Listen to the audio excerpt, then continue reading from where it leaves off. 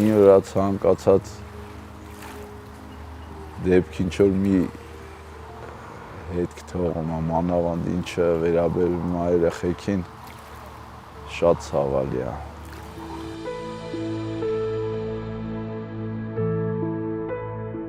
Վանաձորինը ինձ երբ կանչը եղավ, գործիքներս վերցրեցի, իմ գործընկերներիս հետ գնացինք այնտեղ, դեպքի վայրը տենալով անցա աշխատանքի։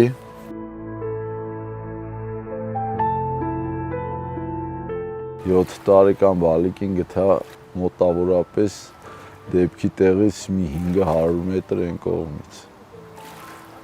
Ինքը ափի վրայից ծառը ընկել էր ջրի մեջ, փուճուրը գնացել էր ծառի տակ։ Շոշափելով թաթիկից գտա, հետո դժվարությամբ հանեցի այդ ծառների այդ ճյուղերի մեջից, սկսեցի արդեն հաջորդի որոնումը։ Տևեց մի քանի օր, 10-ին 11-ին հասնում էի տուն, փորձում եմ քնեմ, դե չեմ կարող։ Սաղ գիշերը պարկում մտածում էի, քարտեզով բացում նայում էի, որտեղ կարա երեխուն պահած լինի, որ ես այդ տեղը նայած չլինեմ, որտեղ է թամ նայեմ, որտեղ բաց թողած կա։ Գետի աշխատանքի ինքնին շատ բարդ է։ Ու անսպասելի, անակնկալ ամեն ինչի հանդիպում ես, ամեն բարդության հանդիպում ես, ու շատ վտանգավոր տեղերի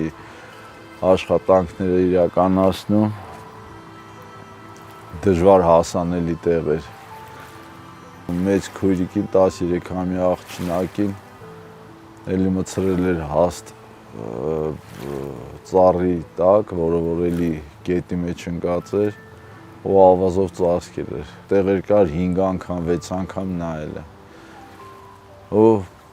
փաստորեն ավազի տակ, հետո մեշոկներ բան, եկել էր ծածկել էր, ավազի տակից կարեցա գտնեմ։ Շունչ սպայելով իջնում փորում էի ավազի տակից։ Բալիկին անի։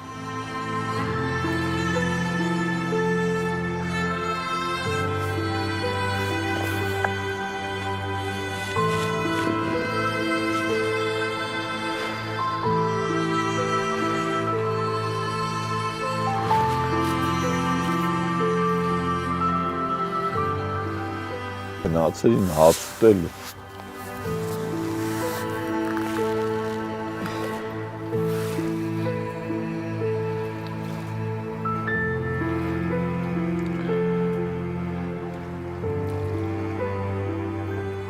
Ներերին որ էթան երեխեք հաց ուտելու տեիցին կորը։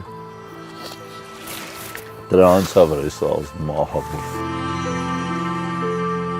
Երեխեք շատ եմ հանել։ Երեխեք եմ անել, երեխա եմ անել, ասենք իրա տոտիկների կուկուի ոտի չապ հայել է։ Տնից էլ են գերա պրոստեսի։